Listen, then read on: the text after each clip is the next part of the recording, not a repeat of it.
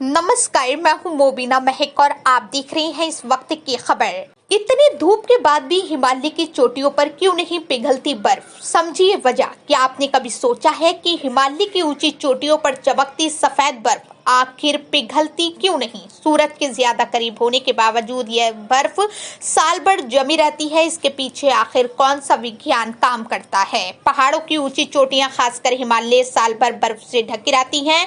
ये बात कई लोगों को हैरान करती है, क्योंकि ऊंचाई पर मौजूद ये चोटियां जमीन की तुलना में सूरज के ज्यादा करीब होती हैं।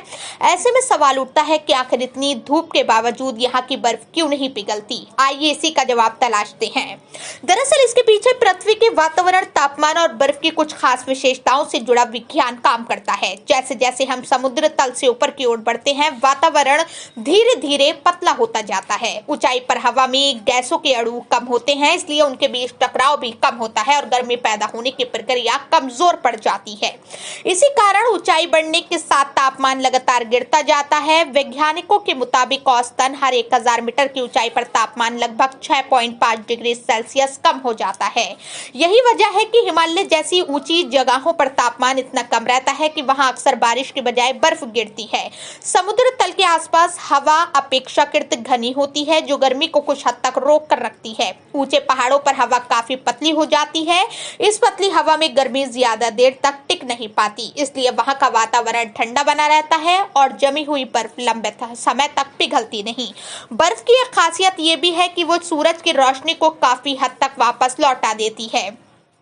वैज्ञानिक भाषा में इसे रिफ्लेक्टिविटी या अल्बेडो प्रभाव कहा जाता है। जब सूरज की किरणें बर्फ पर पड़ती हैं तो उनका बड़ा हिस्सा अंतरिक्ष की ओर परावर्तित हो जाता है। इसी वजह से बर्फ उतनी जल्दी गर्म नहीं होती और लंबे समय तक जमी रहती है। हर पर्वतीय क्षेत्र में एक निश्चित ऊंचाई होती है, जिसे स्नो लाइन कहा जाता है। इस ऊंचाई के ऊपर तापमान इतना कम रहता है कि वहां गिरने वाली बर्फ साल भर जमी रहती है और समय के साथ ग्लेशियर का रूप ले लेती है। हिमालय, आल्प्स और एंडीज जैसे पर्वतों की चोटियों पर इसी वजह से पूरे साल सफेद बर्फ की चादरें दिखाई देती हैं।